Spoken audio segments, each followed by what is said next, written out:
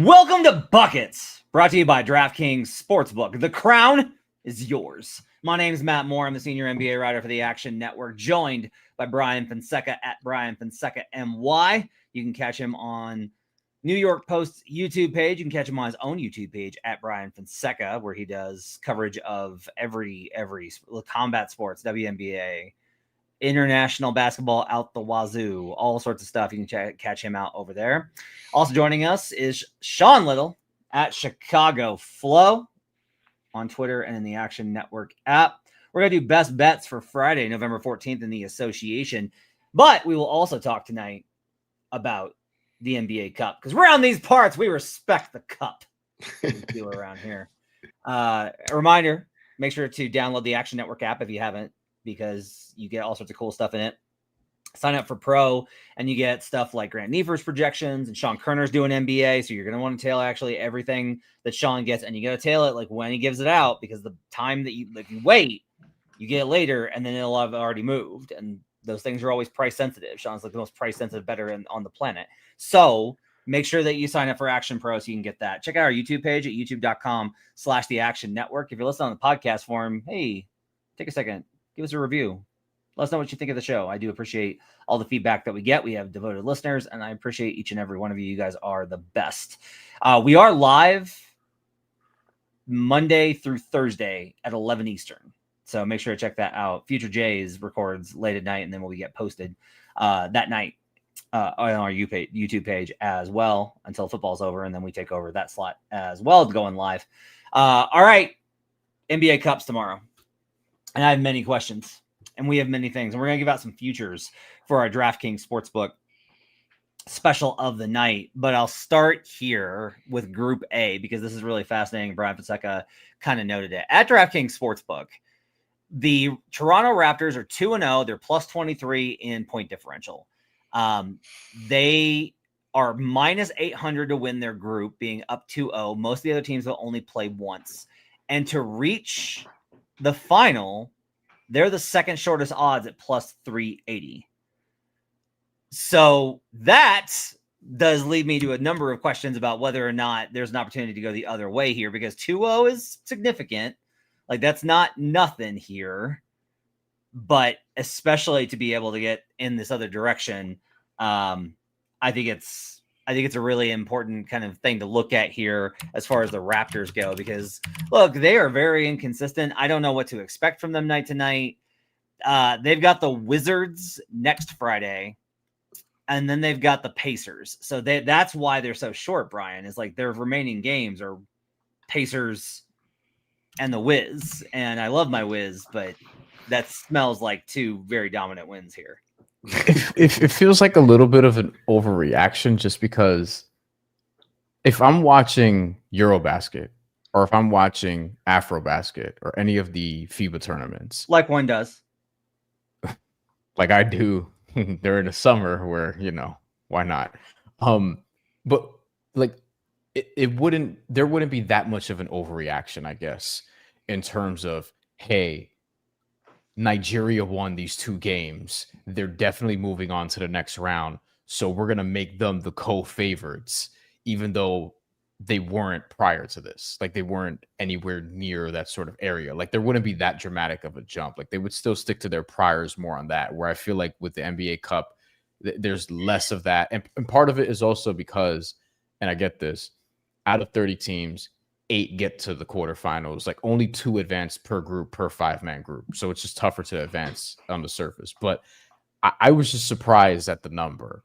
So I would not tell you to bet Raptors right now to get to the final at plus 380. Like, I wouldn't do that right now, just because all they're not guaranteed for anything yet, technically, but all we're expecting is they're getting to at least the quarterfinals. And then from there, like, we don't really know from that. So I was surprised at that overreaction there, but I also kind of get it. Yeah, I mean, I think it's just based off of where the odds are at now, and they'll reshift. Like, once somebody goes to 2-0 tomorrow night, those numbers will automatically reshift. It's just like it's baked in the implied odds of any of those other teams, not like, or all of them not going 2-0, right? And with the projected strength of schedule here, it's just like if you're more likely to make the quarterfinal, you're more likely to make the cup. right? Like that's where that entire mechanism comes in at. I mean, you still have to win from I agree. there. You know, Well, I mean, they're essentially being priced that they win 2 games to get to the finals. That's essentially what they're priced at right now, knowing they have Washington and the Pacers coming up. If put it like this, Fonseca, I think they'd be around plus 380 to win 2 games if they got to the quarterfinals. It looks like they're going to get to the quarterfinals. So what's crazy is, yeah, I'm just saying if this were the FIBA World Cup, it would not be priced this way. So I think. Are you sure? Because it would for a team. So a Toronto equivalent in like a FIBA sense would be a team who's like in the 15-20 range in the world who just wins their first 2 games in group, and they wouldn't make like Puerto Rico all of a sudden be one of the absolute favorites in the tournament if Jose Alvarado led them past 2 games. Your competition level's not the same either. Like that's the thing is like the competition's level's not the same. Like like they're not like Puerto Rico's not looking up at Puerto Rico's looking up at Germany, right? Sure. Like the Raptors are not looking up at Germany. Like if the Raptors beat the Thunder in the final, you wouldn't be like, oh my God. You'd just be like, wow. Okay. I mean, OKC's Germany. You know what I mean? You can also knock the ball off the rim in that league. So, you know, it's a lot of wild shit. Yeah, a lot of different stuff in there. Another interesting thing here, though, is, you know, this is where the MVP stuff is so valuable. Barnes is 35-1. Brandon Ingram's 40-1. Like, think about that. So the Raptors are to reach the final is plus 380, and then Cup MVP is 35-1, 40-1 for one of those guys when it's going to be Barnes or Ingram if they won, right? And I don't think they win because I'm with you in that what we've seen through the first 2 years of the tournament is a Lakers team that made the playoffs and was like maybe not by the end a serious threat, but like it was LeBron James and Anthony Davis. Like that's a serious team. Like they made the Western Conference Finals the year before. And then the Bucks with Giannis Antetokounmpo, where, you know, and Damian Lillard, like not a super contender in the East. It wasn't the Cavs or the Knicks or the Celtics, but like that is a more serious team, I think, than the Toronto Raptors. So to that point, it's like there's value here, and we'll get to where that actual value is. But I think that's kind of interesting. Sean, I want to talk to you about Group B. So the Pistons are 1-0 plus 18. The Magic are 1-0 plus 13. The Celtics are 1-1 minus 12. They've already gone through 2 games or minus 12. That's hard to come back from. Sixers are 0-1 minus 1. So that's actually easier to come back from. And the Nets are 0-1 minus 18 because it's the Nets. Tomorrow, the Magic play the Nets. So they're going to have a chance to run up the score. Sixers Pistons is going to be a game we'll talk about in best bets. Yeah. Based off of what you think happens in that game, there is value to be found in this group, I think. I am not 100. Maybe I'm wrong. I am not quite ready to be like the Magic are fixed. I'm not quite there yet. You mean fixed to win the group? Orlando was struggling, and then Desmond Bane hit a 3-pointer, and then they went on the road and absolutely beat fixed. I got you. Beat the snot out of the Knicks. Without Paolo Banchero. Yeah, without Paolo Banchero. So, like, I am not. They're going to win tomorrow because the Nets are the Nets, and I get that part of it, but I am kind of also like, you know, I will just say there's a bet coming up for me that I'm going to have to take a long look at. Because the Magic have to go on the road to the Pistons on November 28th in Cup play. Yeah, kind of what you got to keep an eye on this group is who has yet to play the Brooklyn Nets, because they're going to try to hang a huge number on their head when they do play for the point differential. So Detroit hasn't played Brooklyn yet, and they're 1-0, and they lead the group in point differential. That's a really good spot to be if you essentially have a freebie and you can run up the score on a squad coming up here. Orlando is in a good spot because they also 1-0, and then they get to play Brooklyn tomorrow. Yeah, I mean, I don't think they're fixed, but they're going to look fixed against the Brooklyn Nets. So it could look a little spicy come tomorrow. We actually had an interesting conversation about this yesterday about, obviously, we're never going to say that, you know, the Magic are going to look better without Paolo. But when he went out, Desmond Bane was attacking the rim. He looked like as if he had been around that squad for years as soon as Paolo went down. I would love to get your input on this, actually, Matt. My thing is, I think possession to possession, game to game, sometimes I think they get in this mode where we have to feed Paolo no matter what, because there's this overarching theme that Paolo needs to become the next Carmelo Anthony. Yeah. And he needs to be the guy, and they kind of dictate and force things to him when it necessarily isn't in game flow. For example, you go multiple possessions without Paolo getting a shot. It's like, hey, this possession's Paolo's. He can do whatever he wants here just because we have to appease the Orlando Melo, right? So it's interesting that, he goes down. They look better than when he was around in that game against the Knicks on the road. And they're going to look good. I don't think the Nets game is a measuring stick, but anything to that, that's the idea. That's the feeling I get, is that I don't know if appease is the right word, but he's the guy. He's the superstar in Miami. And sometimes, Orlando. And game to game, possession to possession, I think sometimes it may get forced and the ball might stick more than it should just because they're trying to get him involved. I heard this last year, and then it got reported again this year. Like, there's tension between Jamal Mosley and Paolo over. I think that there's like a little bit of, why is this so hard for me?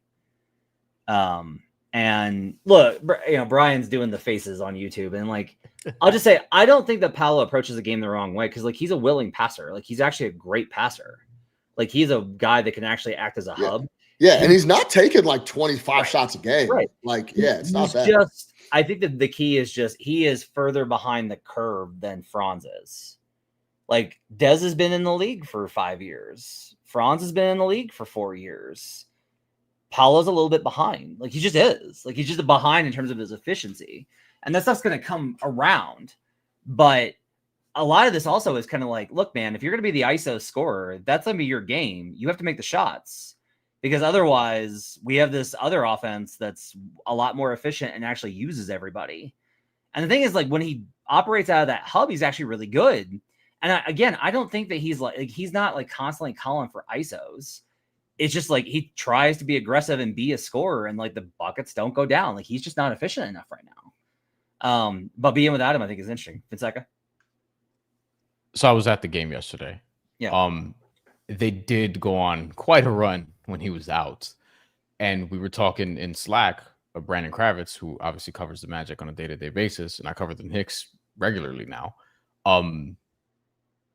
I think with Orlando, and this is going to sound like very just borderline lazy, but I do think I don't want to separate the Paolo Franz Wagner thing yet. And I know some people are jumping to that, like, oh, they're going to have to trade one, trade the other. I think you need a better, dare I say, point guard between the two, to blend the two, to be like, all right, this one's for you, this one's for you, and try to make everyone happy. And they don't have that on their roster right now. Like the good old individual point guard for, you know what I mean? Like I like Jalen Suggs, but and ultimately, like I get it. We're in a new era, like this new age point guard shit where guys have to shoot 40 times and average 30 points and 5 assists and don't make their actual teammates better. Like, I know that's a thing that a lot of fans seem to want for their teams, but I do think point guards still matter. And I think Orlando especially could benefit from one. Tyus Jones is not that. When you can bet somebody's under 9.5 PRA and they get 3 the entire game, like, that's when you know it's over.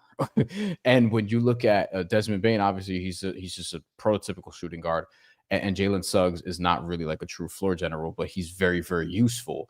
And me and Matt were talking about him being Defensive Player of the Year 2 years ago, potentially. Like, he's that level good. But you still need somebody in between Franz and Paolo who can find a great balance with them. And I think it's possible, but I don't know who that person is yet. So, we'll see kind of how this plays out tomorrow, because the Magic are going to beat the snot out of the Nets. I like Detroit tomorrow. That's going to be a best bet for me. I like Detroit tomorrow a lot. And if they win that Sixers game, I make the Magic dogs on on preseason prior weighted power rating, I have Magic -3 at Philly on November 25th. But on in-season numbers, I make them dogs, and that's not surprising. The Magic have played like ass, and the Sixers have been pretty good. That'll get updated as we kind of go along.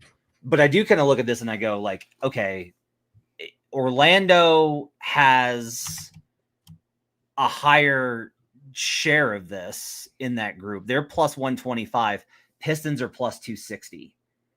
I really like Detroit here plus 260 to win that group. Now, that game tomorrow is the crusher. Is like, I think I'll wait, because what's going to happen is if the Magic go up 2-0 and they absolutely annihilate the Nets, that number will shorten. Even if the Sixers win by, or the Pistons win by like 10, if they lose, I'm not going to want it, right? If they lose to the Sixers, it's like, all right, that bet's dead. But I do think this is an opportunity to actually look ahead and be like, ooh, yes, the Magic's point differential is going to be awesome, but if Detroit wins tomorrow, they're going to have better value because of what their schedule looks like. So I think I'm going to be looking at Detroit tomorrow plus 260 for Group B.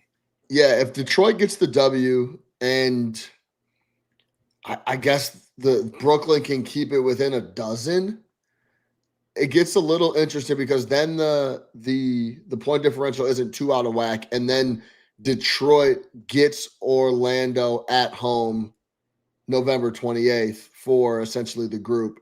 And if you can have a plus 260 ticket in your pocket, or even a better number, 3.3 to 1, you're in really good shape come that Friday, if they could beat Boston as well. So that's a nice little look.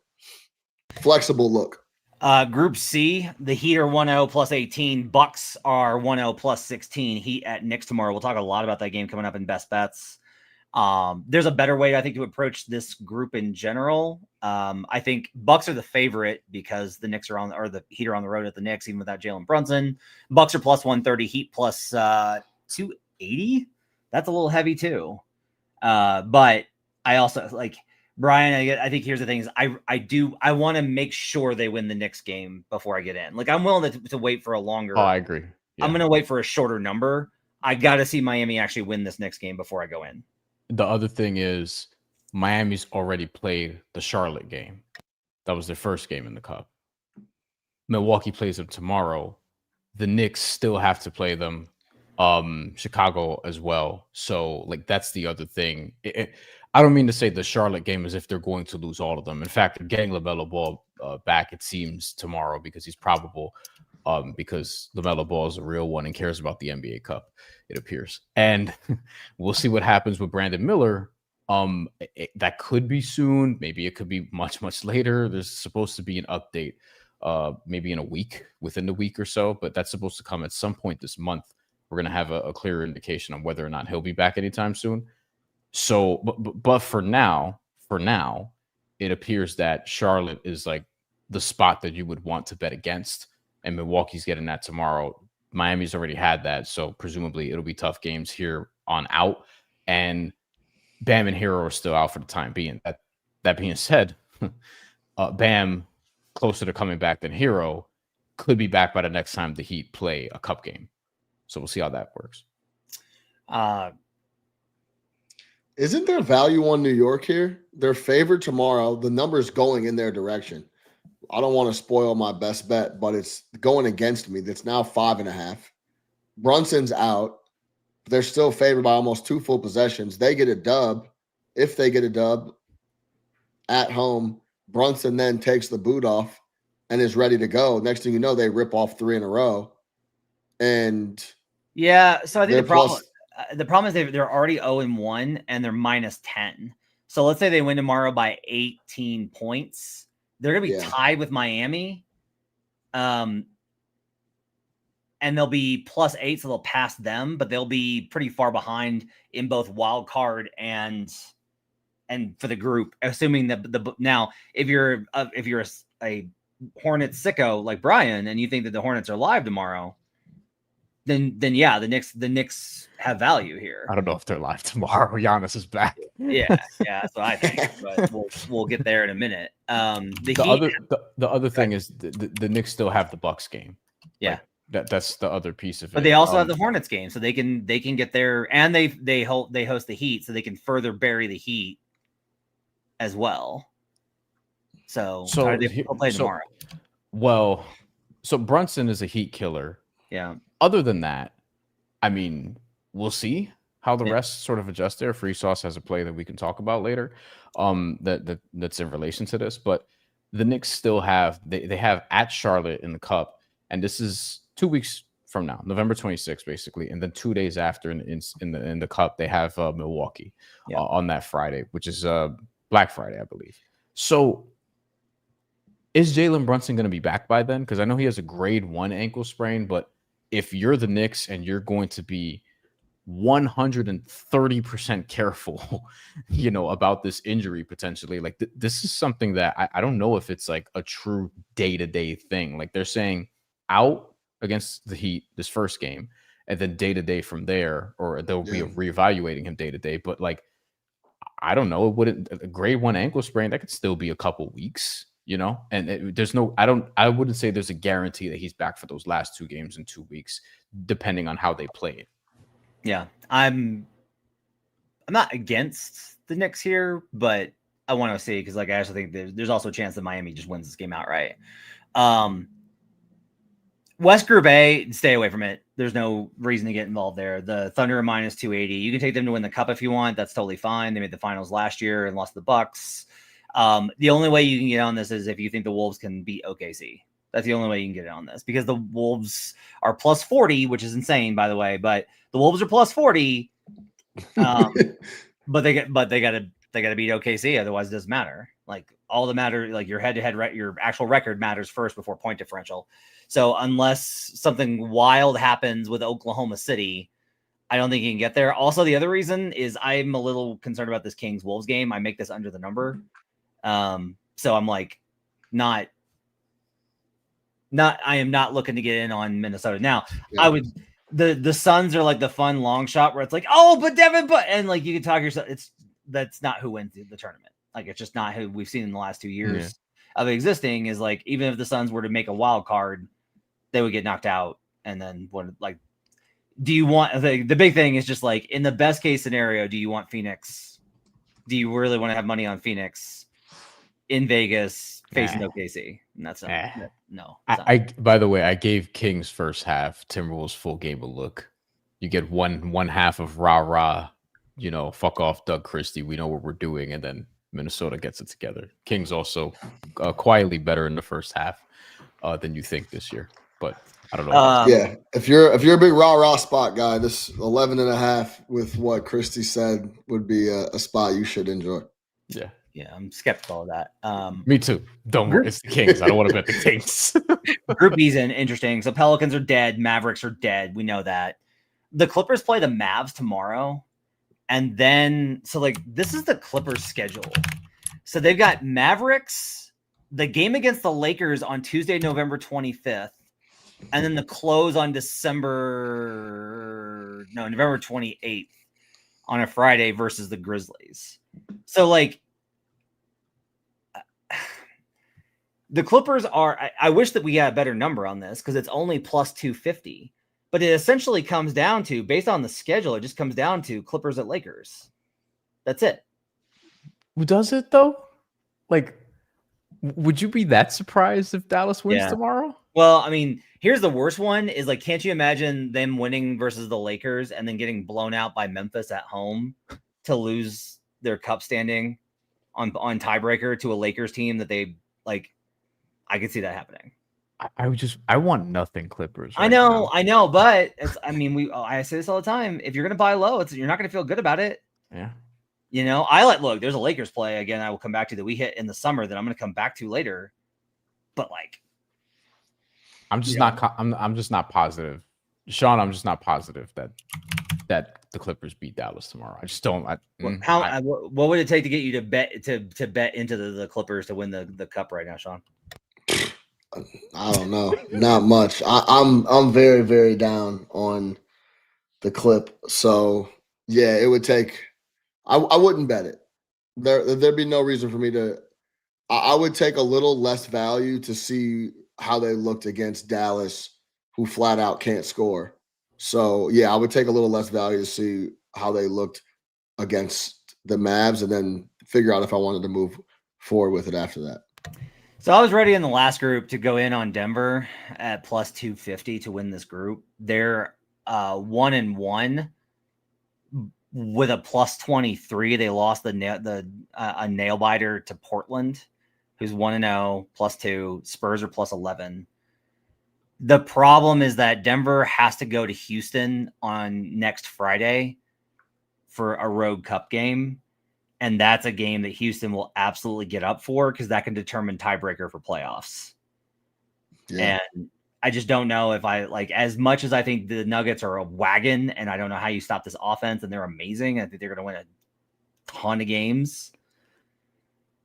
I don't love that. I'm like looking at, hey, you're going to need the Nuggets because they have to go 3-1 if they're going to win this. They have to. Yeah, without question. The plus 23 doesn't mean too much if you lose 2 games in the group. Yeah. Every single year, it's either group winners have been 4-0 or 3-1 with a crazy positive point differential. So, yeah, Denver is going to have to win that tough game against the Rockets. I do think there's value plus 190 to reach the quarterfinal.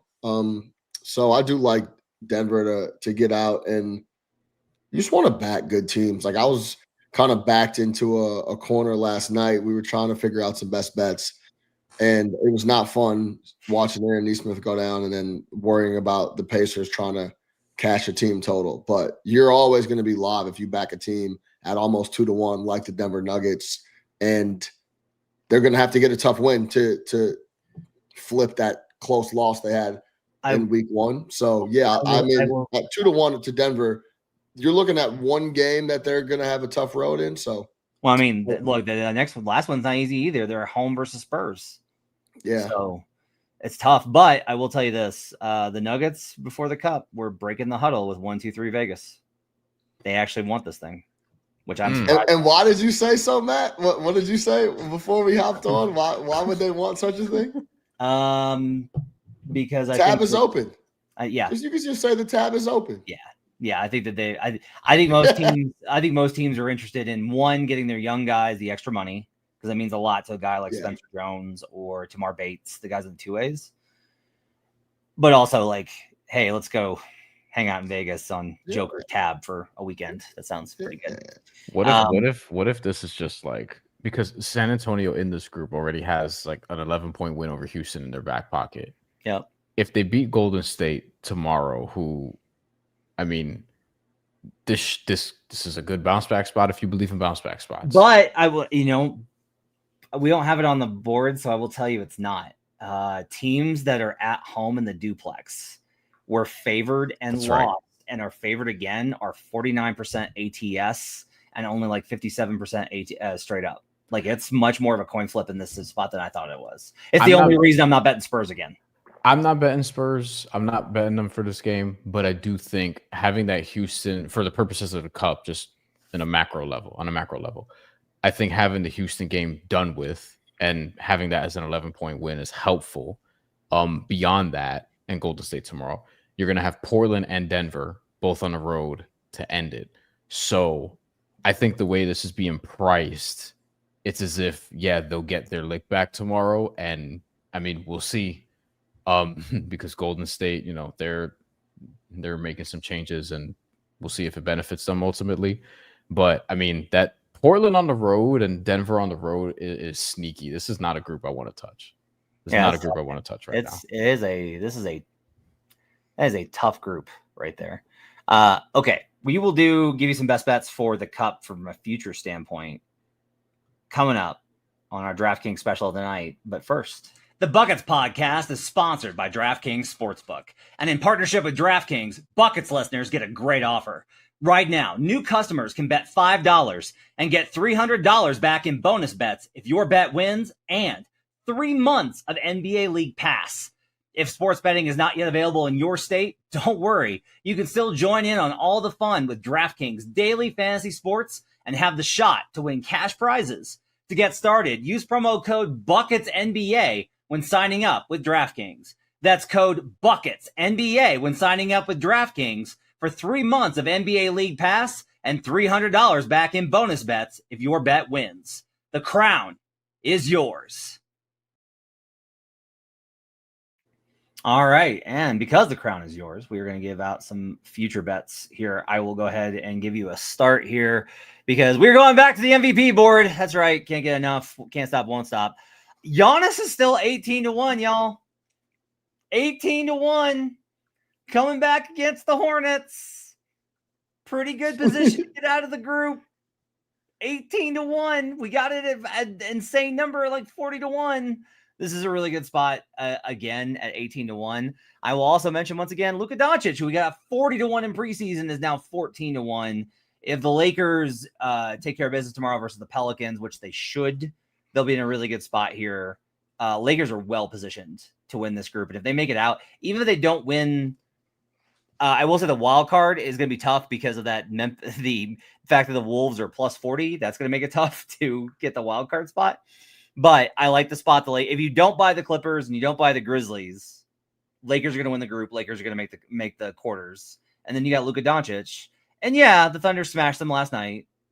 Fair, absolutely fair. But maybe who comes back and gives them a little bit of boost in the cup there. So I still think there's really good value on Luka. But the one I really want to give out, this is the one.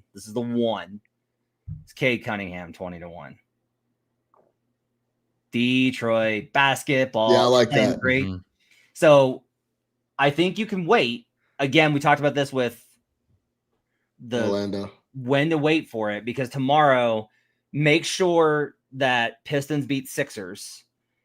Magic will beat the snot out of the Nets. Magic will still be favored. This number won't move much because people will not expect the Pistons to get through the cup. And you'll still be able to get Cade at somewhere between 15 and 20-1. It may not move, but that would be the price-sensitive point I would be watching tomorrow is Cade Cunningham, Cup MVP. That is my official DraftKings Sportsbook Cup future of the week. Bryan Fonseca, what do you got? I co-signed that one, first of all, and that was one that I liked in a previous segment that we talked about this. So this is a little bit weird, but because Orlando is going to win tomorrow, I'm kind of looking at, all right, if Paolo's going to be out for a while, and if I think Orlando could at least get to the quarterfinals, maybe there's some value in Franz Wagner right now to potentially. You love these long. You love these bets. There's no way. Come on, Franz Wagner's not winning Cup MVP. Come on, probably not, but I do think if they're going to win tomorrow, and they already have a win against Boston, it'd be so funny if Orlando lost this game against the Nets somehow.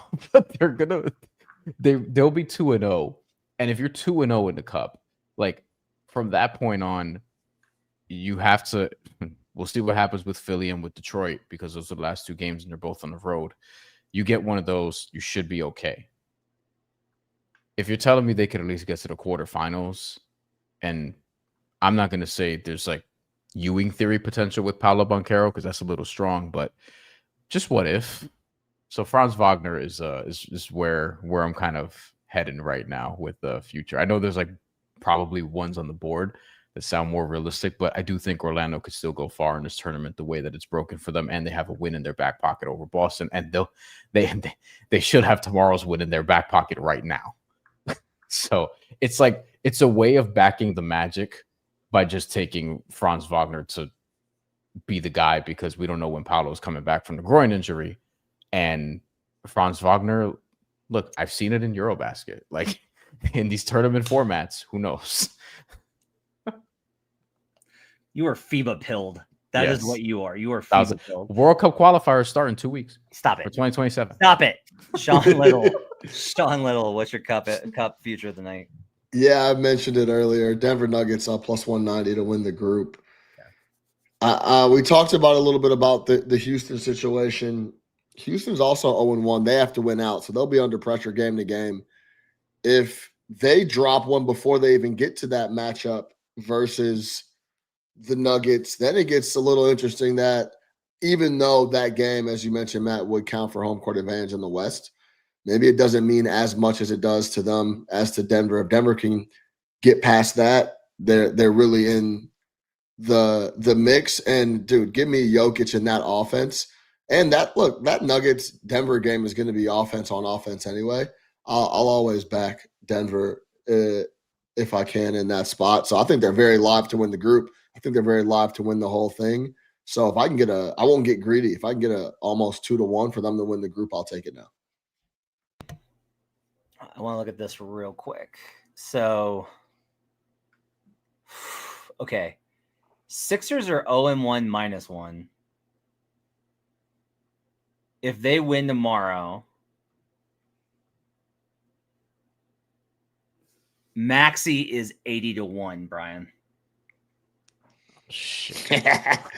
That's better than Franz. Yes, it is. 1,000%. So if you're gonna bet that, you need to bet now because that drops Yes. tomorrow if they do that. Yes. The Magic will still be favored, but the Sixers get the Magic at home.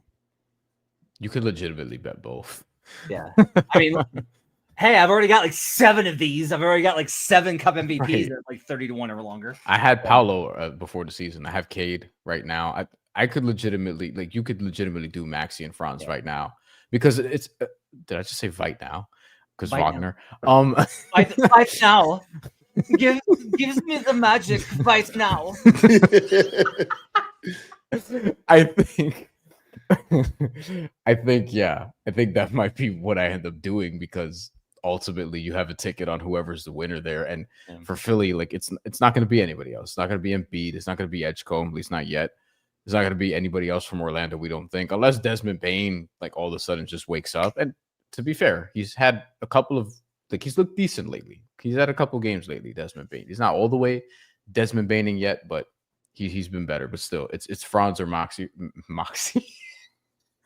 Fight now and Moxie. Franz or Moxie. Moxie will find out about how good Franz is. All right. Magic are plus 225 to make the semifinals.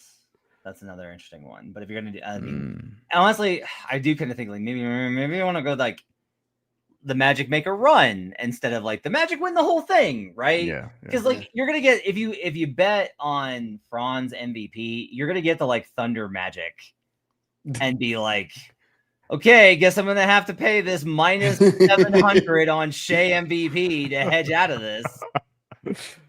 So we'll see. Whereas Tyrese Maxey could legitimately, I think Tyrese Maxey could be like a top fucking 5 player someday. He's a dog, man. He's ridiculous. He's awesome. He's great.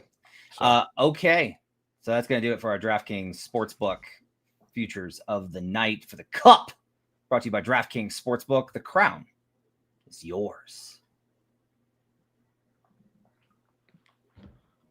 All right, let's do some best bets for Friday in the association on Cup night. Sean Little, my guy, you get first dibs. What do you want tonight? I'm going to go against the market here. I took Miami plus 4.5. It's not 5.5 at DraftKings. I would play both. This is really simple for me. With no Jalen Brunson out on the floor and the style of offensive basketball the Miami Heat have been playing, I don't trust the Knicks to be able to backfill that number that Jalen Brunson is going to leave a hole in, or a hole of. It's going to be 27 to 30 points in this matchup, as Bryan mentioned or has mentioned throughout the time on buckets. Brunson is a Miami Heat killer. He has been for a while now. That's a massive miss in a new system, a new offensive system under Mike Brown. I think it's going to take some time to figure it out how they're going to go about playing without Brunson on the floor as well. I think I'm actually a little surprised that the market is moving in that direction. So the Heat's offense hasn't been as efficient as it has maybe earlier in the year, but they're still putting up big numbers. This true shooting percentage is still top 5. The pace is still up there towards the top of the league. This game offensively for Miami, they should be able to put up a 125, a 126 type number against the Knicks, even though they're trying to bounce back at home off of a loss. So I don't think they're going to be able to keep up offensively where they can cover by margin. So I'll take the 5.5 with the Miami Heat all day while the Knicks try to figure out a way to backfill Jalen Brunson and run the offense on that side. 3rd and 4 night, Heat coming off of a bummer of a loss to the Cavaliers. I make this Knicks minus 3.6 without Brunson on preseason. I make them dogs, obviously, because how good the Heat have been on in-season numbers. And yet I'm very just cautious about this. This feels like one of those games where it's like, oh, but Brunson's out and they're dogs. And then it's like, oh, Mikal Bridges scores 25 or Cat or OG Anunoby scores 35. Like, Yeah, no Bam either. And it feels like the other thing I think is interesting is I project this one high. Like I've got it at 240 total because of how fast Miami plays. But I just kind of wonder, like without Brunson, if this turns into more of a slugfest, if they're able to slow it down and turn this into a more of a grimy game. The Heat offense isn't amazing. They just play fast. Now I love it because it's like they play fast and they defend, and that's awesome. Knicks are the 5th best home over team. No, they're 5th best. Yeah, they are on the total as well. Knicks are 2nd in half-court defense, actually. So a little bit of an opportunity there for the. No, I'm sorry, that's the Heat. But I just kind of feel like this without Brunson, this might turn into more of a slugfest. Like I would love the under if it wasn't a cup game, but I'm not going to bet any more unders on cups. I'm just not going to do it on cup games anymore. I'm done with that. This one scares me, so I applaud you. I want to have the balls to take Heat plus 4.5, but I can't do it. Yeah. I mean, I am interested to see how, like you mentioned it, it's actually really interesting.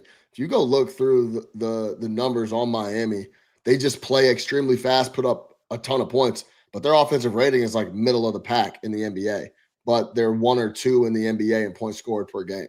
So it's just very quick up and down, not as efficient, but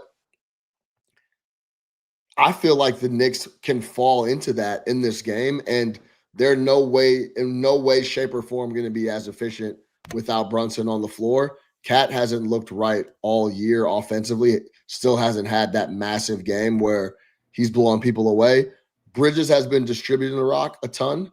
I think that's really interesting. But I think on the fly here, I'll take almost 2 full possessions with the Heat plus 5.5, and I would play 4.5 as well. By the way, I mentioned all these overs. Historically, the last couple of years, that's been the case because you're going for point differential, and we see all these crazy scores.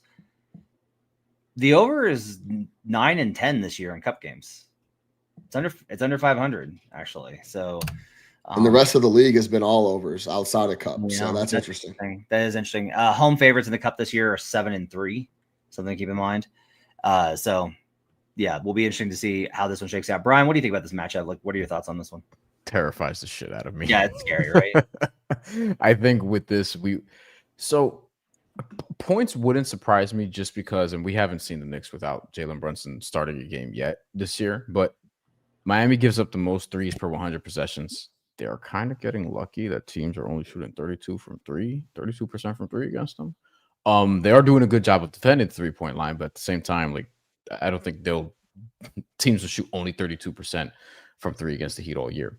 Knicks allow the 6th most threes per 100 possessions. And on top of that, it feels like Miami, they could really drive this game up in terms of pace, which they've been trying to do all the time. And if you speed the Knicks up without Jalen Brunson, like how is that going to look this season? Karl-Anthony Towns struggled last time that they played each other, but Bam was there. So I don't know what's that going to look like. I also expect Miami to be dominated on the glass. I have a play on that, as a matter of fact, which we'll talk about.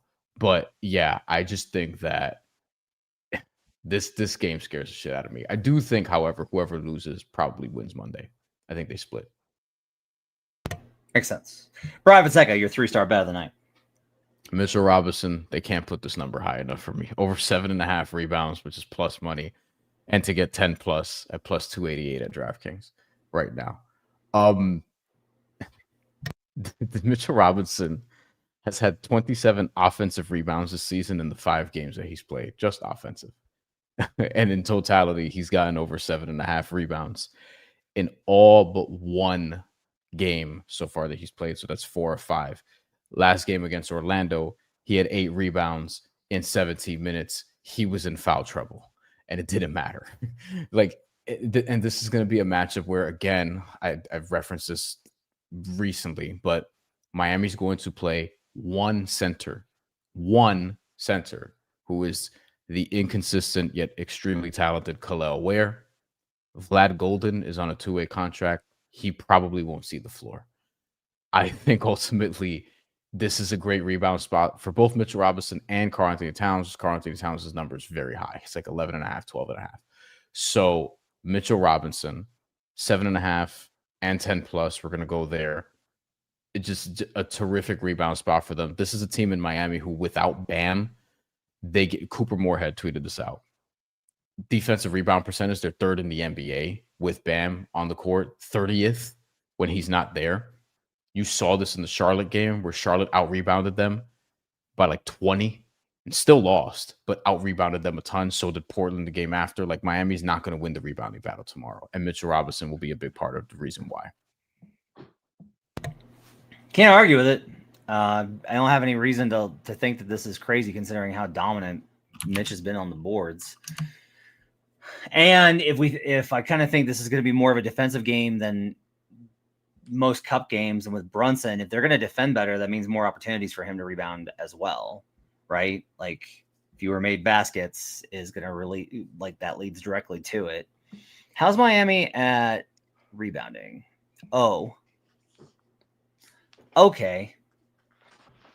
Did you get those numbers out in your cap and I was distracted?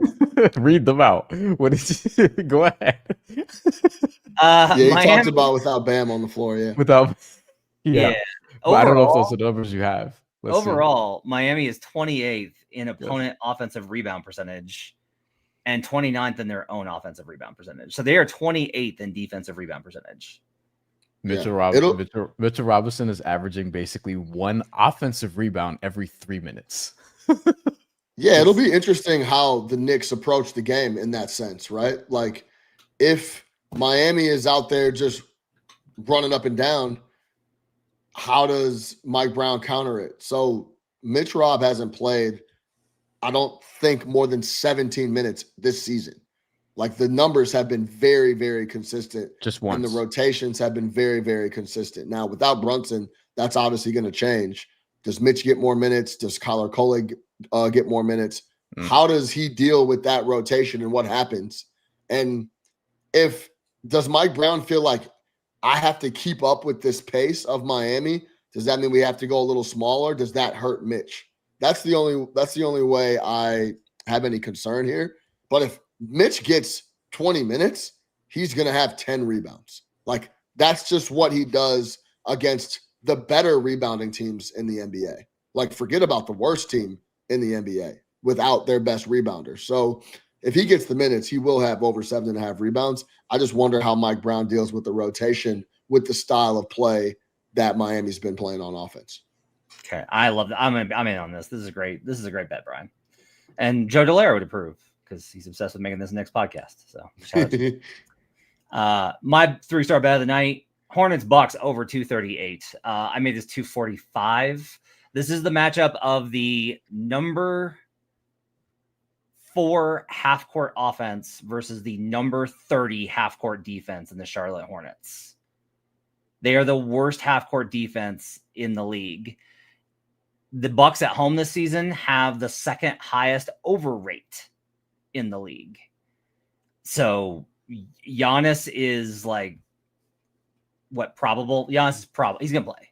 And LaMelo coming back only helps this case. That'll get everybody going. He'll do his thing. We're going to get in an open run. There's a corollary with that. The cup games have historically gone over, even if they haven't gone over this year. That has been a trend. If you want to play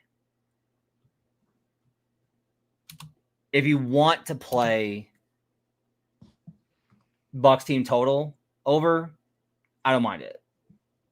I get it.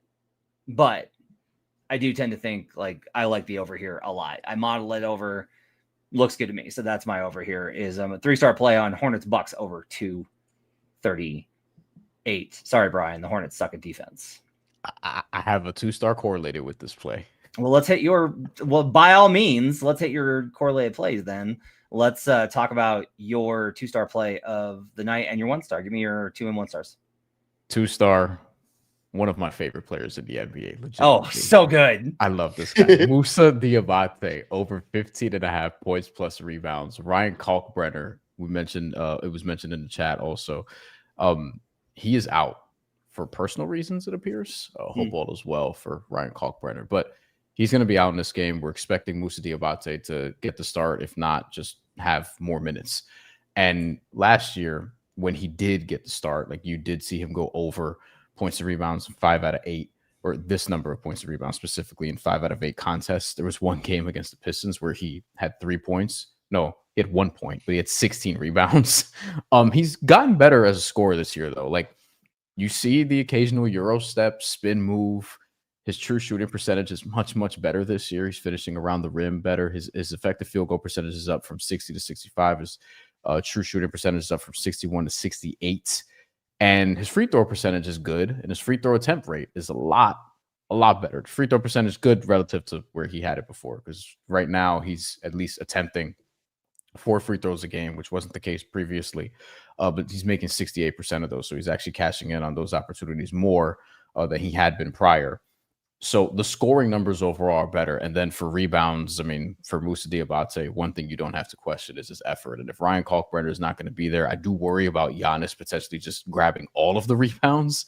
But we're hoping that Musa Diabate, like, there's enough left for him to potentially get this. I don't know if I'm going to sprinkle on some double-double or anything like that yet. But I'm anticipating that he steps up because he's awesome and he's one of the more underrated players, I think, in the league just because he's on the Hornets. 3.9 fouls per 36 minutes. Slight concern. That's my concern is like, I mean, Charles Lee, what are you going to do? Play Mason Plumlee? Like, yeah, I mean, I guess, yeah, that's fair. You know, like, yeah, they had no other options. Just hope he doesn't get an offensive foul because I think Giannis is going to draw 4 on him. So, but I don't want this. What? Talk to me about your 1-star. 1-star play. You know what? Nikola Jovic scoring ladder. This is just a lean. This might not be an actual, like, full-fledged. Like, we'll see if I log it in the app. Stay tuned. I'm just saying he's better than plus 800 to score 20. He's only done it once this year, but Spoelstra called him out. And Eric Spoelstra calls guys out when he wants them to show him something, and they tend to do that. Kel'el Ware did it. He could be more consistent since, but you've seen more results than I think you haven't. And he basically got on Nikola Jovic saying that, I'll paraphrase because it's a long-ass quote. You can look it up in the Miami Herald from Anthony Chang or Ira Winderman, one of those two. But he was basically talking about how he's being aggressive. It's just playing smarter, making the right decisions and those kinds of things because he keeps turning the ball over like a chicken with his head cut off. I think he could still be a good, like, really solid role player. I've compared him to Hedo Turkoglu in the past. I do think Miami continues to play him as a backup 5 out of desperation when he's very, very clearly a small forward. But I'm looking at him as a 1-star because there could be a response effort here. He has the right mentality, and they freaking need him. Like, they need him to actually be multidimensional offensively. And he has been better defensively this year. So I do think there's a minutes floor that you feel kind of comfortable with. But he was plus money. His actual points prop is 11.5. So this would be like, okay, you start there. The 15 is either 3-1 or 2-1, probably closer to 3-1. And then on DraftKings, that 20 plus as of a couple minutes ago was plus 820. So I looked at those things, and that's my 1-star sort of lean. Is he just responds. He plays well, puts it all together as he did a couple games ago. And again, in a game that we're expecting, I don't know if we're expecting a ton of points, but we are expecting pace, and he will push the ball. He will at minimum do that. 1, 2, 3, 4, 5, 6, 7, 8 times he has scored 20 or more games in his entire career. That's why it's plus 800 or better. But they did have the 29 back on November 8th versus the Blazers, which is a pretty tough defensive team. Okay. Nikola Jovic. Yeah. A lot of folks think a lot of things about him. Sean Little, your 2 and your 1-star plays. That's funny. Josh Hart and Davion Mitchell combined over 12.5 assists minus 133. Shout out our guys over at DraftKings. They're the only people I know putting up this market, and I really, really like this spot for Josh Hart and Davion Mitchell over 12.5 dimes. When Jalen Brunson's off the floor, the one guy that pushes the rock and handles it a lot is Josh Hart. He averages 7 assists without Jalen Brunson on the floor. Mikal Bridges has been picking up the creation a lot this year, but I expect Josh Hart to play more minutes and handle the ball a lot more. And Davion's averaging 7 dimes himself. In a game, we talked about the pace, we talked about the scoring, we talked about the up and down. If it doesn't become that half-court game, I don't know why, as Matt mentioned, I don't know why the Knicks would do that as well with how well, even though Bam's not on the floor, with how well Miami plays defense in the half-court. Miami doesn't want to play that way. I don't know why you'd play into the strength of the Miami Heat. This game is up and down. Josh Hart and Davion create 12.5. This can get there a multitude of ways. I wouldn't be shocked if one of these guys was in double-digit assists themselves. So 7 assists for Davion, 6 assists for Josh Hart gets us to 13. I think it's worth the expensive price at minus 133. I like this just because Davion's like a lock every night for 8. So yeah, they both should be up close to that double-digit number. So yeah, I like this spot. And your 1-star play? My 1-star play is Tyrese Maxey double-double plus 281 against the Pistons. He's been knocking on double-digit assists the last 4 games. I mean, every single night he's been pushing that double-double mark. In a cup game that is pivotal, I think Maxey has a massive game here, and 10 assists is on the board if they expect to win. So if he gets 10 assists, I like them to win the game, and I think it's very viable here in this matchup. Okay. Little sprinkle on plus 281. Get the best price you can find. I like the longer plays on the 1-stars. Those are smart. That's good value. That's good. That's a good job handling our 3-star system. Mine are going to be, as mentioned, Hornets Bucks over 238 is the 3-star. Pistons minus 5.5 is going to be my 2-star. So I make Pistons here. The Sixers have a lot of pretty concerning numbers kind of under the hood. And so I get to, this is 5.9 for me with just this season, which accounts for the Sixers' great early start, and they started to tail off. And then on preseason priors, I make it 9.2. No Embiid, which helps. I will say, like, Cade Cunningham and Jalen Duren are questionable, and I have had bad luck with late injury news this season because the NBA hates us in so many ways. So wait on it. I'm going to log it. I'll play it. But like if Cade and Duren sit, obviously I don't want this number, clearly. So wait and make sure that they're going to play. I think they're going to play. I think they're going to win. They're going to win. I think they're going to win by margin. I like this spot for the Pistons. I know that they got the feel-good win the other night. They're getting really good minutes from Dennis Jenkins. Like, that dude is legit. Like, he's really good. Duren probably comes back in this game. If he doesn't, you can still get Cade. I like the matchup without Embiid for them to be able to, like, Drummond will give them beastly minutes, but the Pistons are going to be able to slice and dice on the perimeter pretty well. They don't have as many perimeter defenders as I think they need for how many weapons the Pistons have. So I will go ahead and I will take Pistons minus 5.5. And my other one is going to be Kings Wolves over 239.5. I make it as 243. The Wolves defense, sneaky, not as awesome as maybe it should be early this season. And they've been a little crazy. Like I mentioned, I don't want any part of the spread at all. How about this though? Kings are the 3rd best road over team. Wolves are the 5th best home over team. Got those two factors going against one another. The Wolves actually have the 3rd best half-court offense. Kings are the 28th ranked half-court defense. So Wolves should put up a big number here. Again, if you want to just play the Wolves team total over, that's fine. I will tell you the numbers are 68 out of 110 favorites when they win have gone over their team total. So it is not a remarkably big margin in cup play. It's not what you would think given the scoring totals that we've seen. It's mostly priced in, honestly. But on the combined total, I still think this is light. And so I'll take the over here of 239.5. Those are your best bets for Friday in the association. We'll go over them one more time. I'm on Hornets Bucks over 238, Pistons minus 5.5, and Kings Wolves over. Bryan Fonseca likes Mitchell Robinson over 7.5 rebounds. That's a great bet. That was a great cap by Bryan. Musa Diabate over 15.5 points and rebounds, and a Nikola Jovic scoring ladder for some reason. Sean is on Heat plus 4.5. Josh Harden off night over 12.5 assists. I like the cap on that quite a bit. And the Tyrese Maxey double a sprinkle at plus 281 is his 1 star. Let's do a little bit of open run before we get out of here because we did have a lot of folks chime in with their thoughts on plays for tonight. So we'll hit these quickly.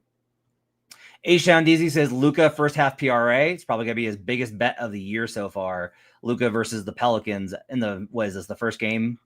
Second game after Nico got fired? So we'll see Luka first half PRA there. Yeah. What's the number on that? Coming off a big loss. New Orleans is New Orleans.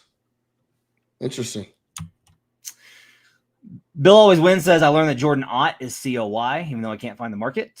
He'll be back up. Don't worry. Jordan Ott is actually not a bad idea. Suns are very, very competitive. They make the playoffs. He's definitely in line for it. Adelman, though, I think may be a sneaky value pick there. Can we the Suns? Can the Suns get a quality win in their next? Like, can we wait for that? They've been playing a bunch of bombs the last. No, but that's the whole thing. 6 games. Everybody, or it's like, can they get a quality win? The regular season is not about quality wins. All of the quality teams are 500 against each other. Oh, never mind that. Never. I disregard then. It's just like you can't you play who's in front of you. Most people would have thought the Suns would have lost to a bunch of the teams that they've played because they thought they were going to be ass. Also, Eric Spoelstra's award to lose, in my opinion. He's never had one, and he's coaching now without a home. So that dude is going to have the narrative on his side.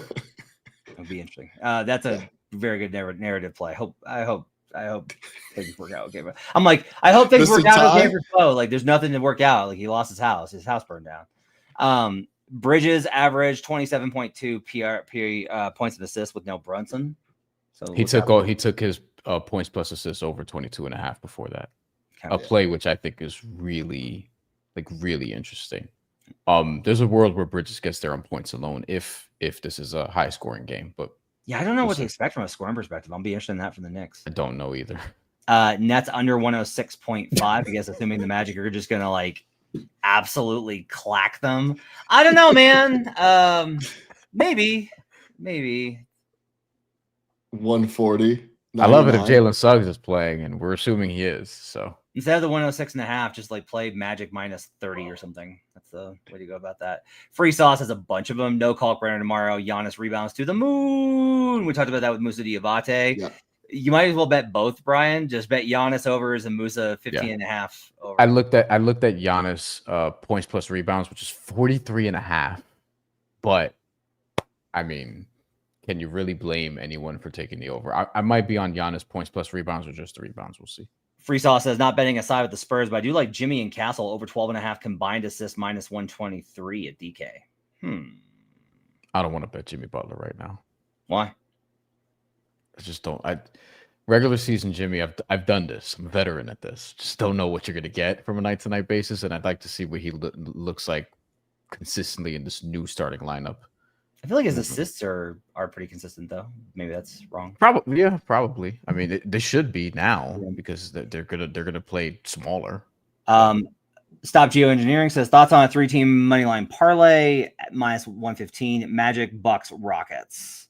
The rest of the books have it minus 130.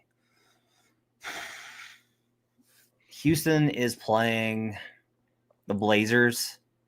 That's the one that's probably the most fun team to watch in the NBA. I don't think the Blazers are good. So that's like, I don't think so either. But yeah, I think I like this at -115. Magic, Bucks, Rockets. That's pretty good. Hornets, Nets, and then Rockets take care of business versus the Blood. Just got to win the game. Yeah, it's a pretty. It's a two-teamer, really. Yeah. Cade, Stewart, and Duran are questionable tomorrow, but are they really questionable? Are they really? Yeah, I mean that VJ Edgecombe is on that report as well. Isaiah Stewart's questionable. There's a lot of Cade. There's a lot of big names on that. Stu's been out, like in and out a little bit this year. Keep an eye on it. They got to revamp the injury reporting stuff. Free Sauce also says LaMelo and Giannis over 14.5 assists -112. Brian? I mean, Free Sauce be finding some shit, man. So I'm not going to tell him no. All I'm saying is I would like Giannis's assist numbers to be more reliable this year on a consistent basis. And I mean, I feel like he's averaging what, 6.5, right? Averaging, yes, but like you're still getting games where it's like 6-3, 9-3, 5-8. Like you're still getting like up and down. He's not like a lock for 5 every night. Okay. Like there's a reason I was looking at his PR, not his PRA. There's like he could crush the PRA also, and if at that point maybe a triple double sprinkle is in order, even though he doesn't have one this year. He's gotten 9 assists multiple times. LaMelo, I don't know what to expect in his first game back from an assist perspective. I think Free Sauce also said fade Con Knipple as a result of LaMelo coming back. Yeah, I looked at Con because his points have been like delivering, although got hooked last game because 16.5 and he finished with 16 exactly. So thank you for that 5 of 13 shooting. But this is one where his points have dropped to 15.5, and that's probably because LaMelo's coming back. So I'm a wait and see mode, but. Sion James is at 5.5 points. That one I'm looking at. We'll see. I love that kid. Shane Burnett says, I'm 5 minutes behind by the tag along on Mitchell Robinson rebounds. His first quarter rebounds have been money. -105 for 3 rebounds first quarter. Love that.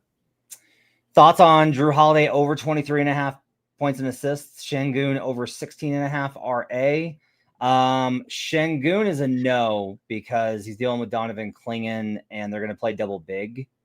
So I don't want to go in on the rebounds assist for Şengün. Just he can hit it because Şengün's really good, but I would not go down that road with that good of a defensive team.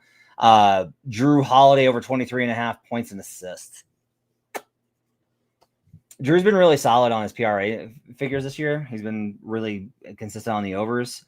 Don't mind that one as much because Drew just kind of finds a way to do that. Like the Blazers can lose this game by 15 and Drew might get over this number anyway. He's been sneaky really good this year. So don't mind the over 23.5 points and assists. Sean, Wolves to score 100 in 3 quarters. Kings giving it up. Yeah, that sounds fun. I'm honestly, I'm really interested to see a Kings first quarter spread. Yeah, it's not posted yet on DraftKings. I think they will come out with a little juice tomorrow. I mean, if they don't, it's yeah. Yeah, Kings first quarter or Kings first half, and then Warriors to win the full game. I'm gonna probably sprinkle on one of those. Like if you're gonna if that number, that first quarter number is like 4.5, 5. Yeah, like I'd have to take a peek at that. I'll repeat one more time. Kings first half, Wolves full game is plus 500 right now out there on the market. Brian, so first quarter. Kings first quarter and Wolves full game is probably going to be a little bit less than that, like 3. Yeah, I mean the first quarter is always so interesting to me because there's so much variance in just NBA hoop. Like full game is a completely first quarter. A couple guys hit a couple shots, and it's going to be very tough to cover 5 points if you're a shit team. So it's interesting. Josh Dover Spike says thoughts on MPJ over 22.5 points. Well, it depends on if you think the Magic are just going to like absolutely lock him down. You know, I don't know that the defensive matchup is terrible for him, but I don't know that it's good either. He'll get shots up. Just take the over on field goal attempts. That's the thing. If he shoots 20 times, then sure. Yeah. 14 times last game, still almost got it, but that was against the Raptors, so we'll see. Free Sauce, last one. If Duran plays, Duran top point scorer for whatever the price is, should be at least plus 500. Yeah. I love Jalen Duran has been getting to the line and has been hitting at a way better clip than people realize. I haven't looked at the updated number, but like 2 games ago, he was shooting in like the mid 80s, and he was like 67% last year. So he's been getting to the line. His offensive game has been a lot better this year. Free sauce. That's an interesting look. He's gonna be an all-star if he keeps playing like this. Seriously. The only problem is, like what's the high score for that? He's gonna have to score like almost 30 points. Yeah, he's done that. That's a tough spot. I mean, the problem is questionable. The problem is the dude on his team, right, at 40. Yeah, exactly. Exactly. He has 2 30-point games. So and Money Murray says Spurs money line 10-star play. Okay, we'll see what happens. I'm worried about that game. We'll see what happens. I'm staying away from. I want to bet Spurs, but I'm staying away from it. Yeah. That's buckets for Friday. Appreciate you guys being with us. We'll be back on Sunday night with the future Jays. My thanks to Bryan Fonseca and Sean Little.